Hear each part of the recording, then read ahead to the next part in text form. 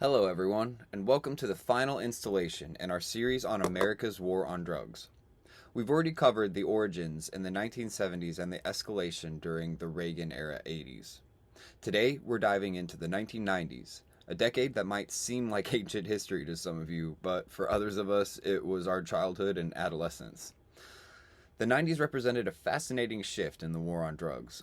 The Berlin Wall had fallen, the Cold War was ending, and America was searching for new enemies. The drug war, by this point, had become deeply institutionalized, with billions in funding, massive prison populations, and entrenched bureaucracies all depending on its continuation. But the 90s also brought contradictions. Tough on crime policies reached their zenith while the first cracks in prohibition began to appear. Celebrity drug culture flourished alongside unprecedented incarceration rates, and as we'll see, some of the most explosive revelations about the drug war's true nature came to light. So, put on your flannel shirt, cue up some Nirvana, and let's journey back to a time of blockbuster video, dial up internet, and a drug war that was beginning to show serious contradictions. Part 1: The Clinton Era and Tough on Crime. The 1990s began with George H.W. Bush in office, but Bill Clinton's 1992 election marked a significant moment. Many hoped the admission that he'd experimented with marijuana, though famously did not inhale, might signal a softening on drug policy. Those hopes were quickly dashed. Clinton, determined not to appear soft on crime, doubled down on punitive drug policies. In 1994, he signed the Violent Crime Control and Law Enforcement Act, what we now simply call the 1994 Crime Bill. This legislation allocated $9.7 billion for prison funding, created the three strikes provision mandating life sentences for third-time federal offenders, and expanded the federal death penalty to include large-scale drug trafficking. Clinton-era drug czar Barry McCaffrey declared that, quote, drug use among young people from 12 to 17 years of age doubled between 1992 and 1995, and the administration used such statistics to justify their tough stance. The rhetoric was bipartisan. Republican House Speaker Newt Gingrich proposed a death penalty for drug smugglers bringing in more than 100 doses of LSD, and similarly really tough, crazy penalties. By mid-decade, America had the highest incarceration rate in the world, a distinction we still hold today. Part 2: The Crack Powder Disparity in Sentencing. One of the most egregious policies carried over from the 1980s was the infamous 100-to-1 sentencing disparity between crack and powder cocaine. Remember, we talked about this from the 1980s. Remember, these are chemically the same drug, but they're just in different forms. And under federal law, possession of just 5 grams of crack cocaine triggered the same 5-year mandatory minimum sentence as 500 grams of powder cocaine. This disparity disproportionately impacted black communities, where crack was more prevalent. In 1995, the U.S. Sentencing Commission recommended eliminating this disparity, noting its racial impact. And for the first time in American history, Congress rejected the Commission's recommendation, and President Clinton signed the rejection. What makes this particularly striking is that by the mid-90s, crack use was actually declining in America. According to the National Household Survey on Drug Abuse, crack use had fallen by 15% since 1992, yet the policies targeting it became more entrenched. Part 3: The Rise of Private Prisons. The 1990s saw the explosive growth of for-profit prisons. Companies like Corrections Corporation of America, now known as CoreCivic, and the GEO Group expanded dramatically. The numbers tell a stark story. In 1990, private prisons held about 7,000 inmates nationwide, but by 2000, they housed over 90,000. CCA's stock value increased by more than 1,000% during the decade. And these companies didn't just passively benefit from tough drug laws, they actively shaped them. Prison corporations spent millions on lobbying at both state and federal levels, and according to Justice Policy Institute research, from 1994 to 2000, CCA alone spent over $3 million on lobbying efforts in just six states. So again, $3 million in lobbying in just 6 states. Many of these companies even built speculative prisons, that were facilities that they constructed without contracts, betting that if you build it, they will come. And come they did, as drug convictions continued to fill cells. The perverse incentive structure is obvious. These companies' profits depended directly on keeping people incarcerated. Their contracts often included occupancy guarantees, which were clauses requiring states to keep their facilities as 80 to 90% capacity or pay financial penalties. It's absolutely wild. Part 4. DARE, the program that didn't work. Now, for those of us who grew up in the 90s, there's one anti-drug program we all remember. DARE, or the Drug Abuse Resistance Education Program. Founded in 1983, DARE reached its peak in the 1990s. And by mid-decade, it was operating in 75% of American school districts. I still remember my DARE officer coming to class in his full police uniform, showing us a suitcase full of what drugs look like, literally with examples of all these drugs in a big suitcase, teaching us to just say no, and having us all sign pledges that we would never ever use drugs. We even had a graduation ceremony where we received DARE t-shirts and certificates. The program itself cost taxpayers about $200 million annually in the 1990s. There was just one problem. It didn't work. At all. I can attest. In 1994, the Research Triangle Institute conducted a comprehensive review of DARE and found it had virtually no impact on drug use.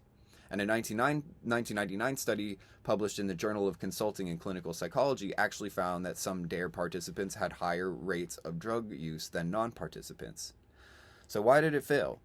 Well, research suggests several reasons. First, DARE relied heavily on scare tactics that exaggerated drug dangers, which caused many teens to disbelieve all information once they discovered the exaggerations. Can confirm. 2, having uniformed police officers deliver the program sometimes backfired in communities with already strained police relations. 3, the program inadvertently normalized drug use by spending so much time talking about it. And 4, DARE had no focus on the social and environmental factors that actually lead to drug use. Perhaps most ironically, while DARE was teaching us to resist peer pressure, its own promoters were ignoring the peer-reviewed studies showing it didn't work. Despite this evidence, DARE's federal funding continued throughout the decade. It was, after all, the perfect symbol of fighting drugs, even if that fight was largely symbolic. Part 5. The Gary Webb Controversy and CIA Crack Connections. In August 1996, journalist Gary Webb published a bombshell 3-part series called Dark Alliance in the San Jose Mercury News. We mentioned this a little bit from the 80s section. His investigation alleged that CIA-backed Nicaraguan Contra rebels had smuggled cocaine into the United States during the 1980s, with some of those drugs ending up in South Central Los Angeles, fueling the crack epidemic. The story exploded, especially in black communities that had long suspected government complicity in the drug crisis. The Mercury News website received hundreds of thousands of hits daily, remarkable in the early days of the internet. The major newspapers, like the New York Times, Washington Post, and Los Angeles Times, initially ignored Webb's reporting. When they finally addressed it, though, they largely attacked his credibility rather than investigate his claims. Under intense pressure, the Mercury News backed away from some of Webb's conclusions, and he was demoted and eventually resigned. But here's where the story takes a darker turn. In 1998, the CIA Inspector General released a report that actually confirmed key aspects of Webb's reporting. It acknowledged that the CIA had worked with drug traffickers and had concealed evidence of their drug activities from law enforcement and Congress. CIA Inspector General Frederick Hiltz testified before Congress, quote, "Let me be frank. There are instances where the CIA did not, in an expeditious or consistent fashion, cut off relationships with individuals supporting the Contra program who are alleged to have engaged in drug trafficking activities." By then, however, Webb's career was ruined. In 2004, he was found dead from 2 gunshot wounds to the head, ruled a suicide. The Webb case represents one of the most disturbing chapters in drug war history, not just for what it revealed about potential government involvement in drug trafficking, but also for how major institutions worked to discredit journalism that challenged official narratives. Again, this is something that we're dealing with today. Part 6. Ecstasy, Rave Culture, and Moral Panic. Now let's turn to what was perhaps the defining youth drug culture of the 1990s, the rave scene and MDMA, better known as ecstasy or Molly. MDMA wasn't new. It had been patented by Merck in 1914 and rediscovered by psychedelic researcher Alexander Shulgin in the 1970s. But in the 1990s, it became the fuel for a new youth culture centered around electronic dance music, massive parties, and a philosophy of PLUR, or peace, love, unity, and respect.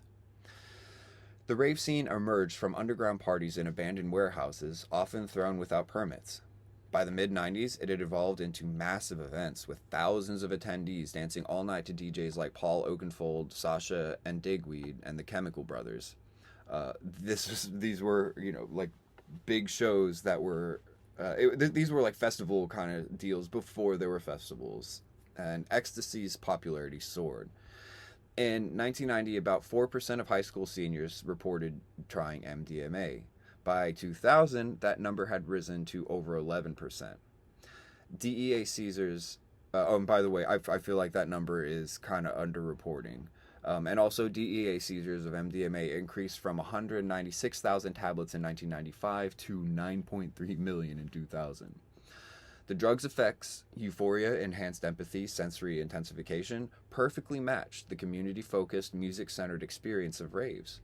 Users reported feeling connected to strangers and experiencing music in transcendent ways. But, as with any drug subculture that gains visibility, the backlash was fierce. Media coverage depicted raves as dangerous drug dens. A 1997 Time magazine cover story called, quote, "The Agony of Ecstasy" warned parents about this new threat, complete with sensationalized accounts of overdoses. The DEA responded with Operation Rave Review and similar initiatives targeting club owners and event promoters. Agents began appearing at electronic music events, and venues faced criminal charges for allowing drug use on their premises. The most worrying outcome for this crackdown was that it pushed rave culture further underground, where safety measures like free water, which is essential for MDMA users who risk overheating, became less common. This approach also discouraged harm reduction services that could have prevented fatalities, such as drug testing tables or tents, things like that. This moral panic eventually led to the 2003 cleverly aimed RAVE Act, which stands for Reducing Americans' Vulnerability to Ecstasy. Cool, guys. Which was actually written and first introduced in 2002. This legislation effectively criminalized legitimate music events by holding venue owners liable for drug use among attendees. The contradictions here are striking. While MDMA-related deaths certainly occurred, their numbers paled in comparison to alcohol-related fatalities at more traditional events. Yet there was no comparable crackdown on college sporting events or music festivals where alcohol was predominant. Part 7. Methamphetamine and Rural America. As the decade progressed, another drug crisis was brewing far from the urban centers that typically dominated drug war narratives. Methamphetamine use was surging in rural America, particularly in the Midwest and South. Unlike previous drug panics centered in urban areas and often racialized as Black or Latino problems, meth was predominantly affecting white communities. By 1997, meth labs were being discovered in record numbers across states like Missouri, Iowa, and Arkansas. The media coverage of this crisis differed markedly from that of crack cocaine, in that meth users were more often portrayed as victims rather than predators. Coverage focused on treatment needs rather than criminal punishment, like we saw with crack, and the term, quote, epidemic was used to frame it as a public health crisis rather than a criminal one. This isn't to say the response was entirely compassionate, far from it, but the contrast with crack cocaine coverage in the previous decade was striking. One particularly gendered aspect of the coverage was the, quote, meth mom narrative. Again, if you remember the crack baby thing, it's the kind of similar thing. Stories about mothers neglecting their children due to addiction. These stories, while certainly reflecting real tragedies, also serve to moralize addiction in ways that reinforce traditional gender roles. Despite the different framing, the legal response remained harsh. In 1996, Congress passed the Comprehensive Methamphetamine Control Act, which tightened restrictions on precursor chemicals and increased penalties for production. Part 8. Medical Marijuana and the First Cracks in Prohibition. Against this backdrop of continued drug escalation, the 1990s also saw the first major cracks in America's drug prohibition regime. In 1996, California voters passed Proposition 215, the Compassionate Use Act, making it the first state to legalize marijuana for medical purposes. The measure passed with 56% support, despite fierce opposition from law enforcement and the Clinton administration. The federal response was swift and hostile. Drug czar Barry McCaffrey declared, quote, "We're not going to have Cheech and Chong medicine in America," and threatened to prosecute doctors who recommended cannabis to patients. Yet this marked a pivotal moment. For the first time in decades, a state had directly challenged federal drug authority. It was a small crack in the edifice of prohibition, but an important one. Arizona also passed a medical marijuana measure the same year, though it was effectively nullified by subsequent state legislation requiring federal approval. By decade's end, 4 more states, Oregon, Washington, Alaska, and Maine, had approved medical cannabis laws. Each victory built momentum for what would eventually become today's legalization movement. The federal government, meanwhile, maintained its intransigence. In 1999, the Institute of Medicine published a comprehensive study confirming cannabis's medical benefits for certain conditions, yet the Clinton administration ignored these findings and continued raiding California dispensaries. Part 9. Plan Colombia and International Drug War Expansion. As the domestic drug war intensified, the Clinton administration also dramatically expanded its international dimensions. Nowhere was this more evident than in Colombia. In 1999, Clinton and Colombian President Andrés Pastrana announced Plan Colombia, a massive aid package officially aimed at combating narcotics trafficking and leftist insurgents. The plan included $1.3 billion in U.S. aid, about 75% of which was military assistance, funding for aerial spraying of coca crops with herbicides, and training and equipment for Colombian security forces. The aerial spraying campaign was particularly controversial. Planes doused vast areas with glyphosate, destroying not just coca but also legal crops, contaminating water sources, and causing health problems for rural communities. Human rights organizations documented how Plan Colombia led to massive displacement of rural populations. And by some estimates, over 400,000 Colombians were displaced in the first 2 years of implementation. And despite this enormous investment in human cost, cocaine production in Colombia actually increased during this period. The spraying simply pushed cultivation into new areas, including national parks and indigenous territories, a phenomenon known as the, quote, balloon effect. Plan Colombia exemplified what critics call, quote, supply-side drug control, which is the belief that targeting production in source countries could reduce drug use in the United States. Decades of evidence have shown this approach doesn't work, yet it continues to dominate U.S. international drug policy. Part 10. The gendered impact of the drug war. One of the most overlooked aspects of the 1990s drug war is its devastating impact on women, particularly women of color. Between 1986 and 1996, the number of women in state prisons for drug offenses increased by 888%.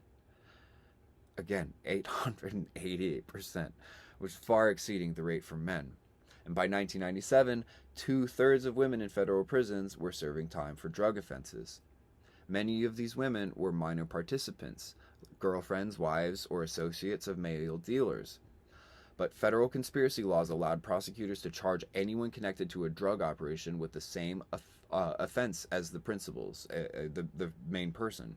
So this meant that a girlfriend who simply answered the phone or allowed her apartment to be used could face the same mandatory minimum sentences as a major dealer, just being in the same car. The, quote, girlfriend problem, as some legal scholars called it, devastated families.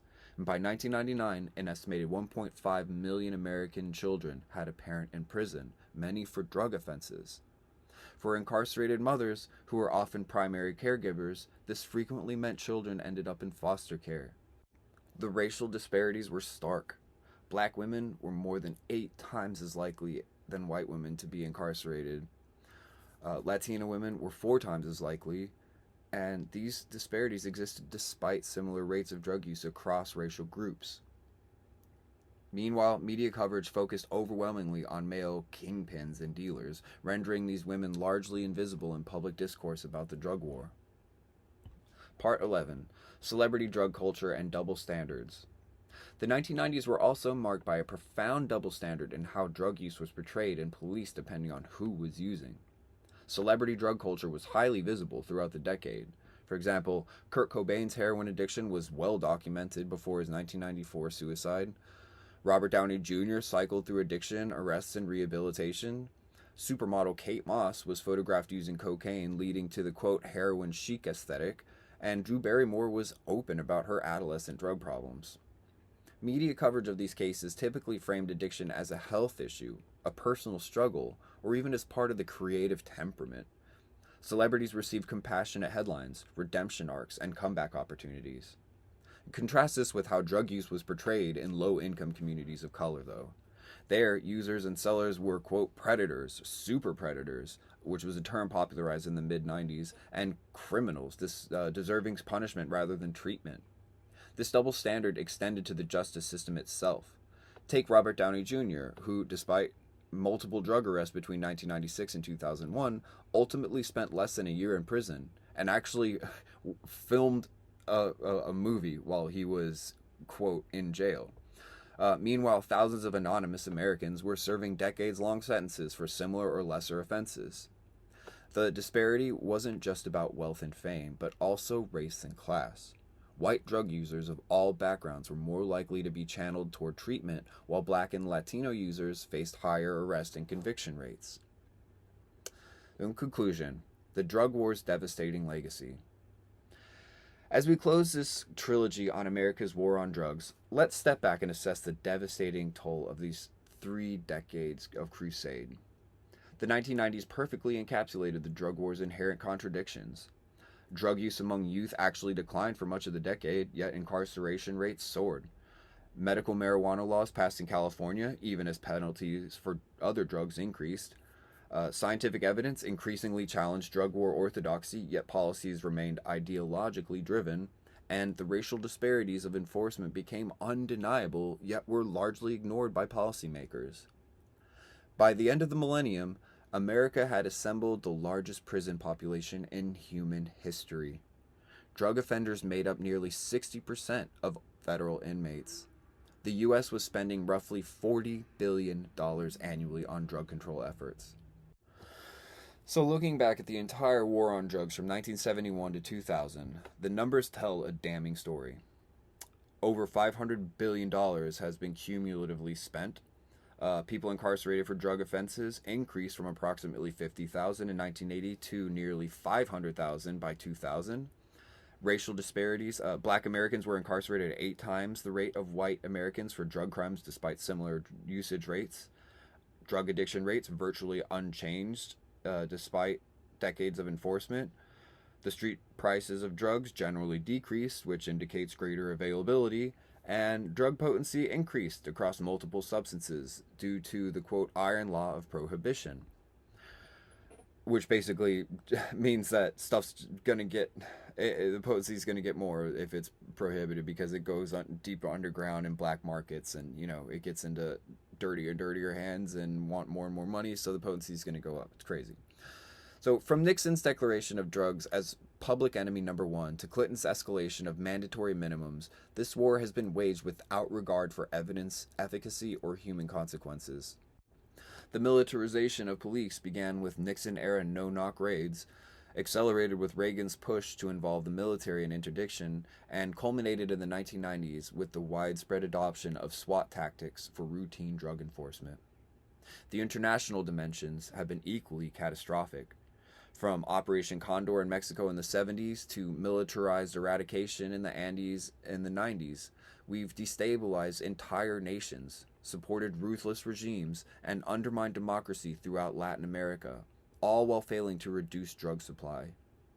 Perhaps most shamefully, we've watched the war on drugs transform from Nixon's thinly veiled attack on political opponents to a system of mass incarceration that has devastated communities of color for generations.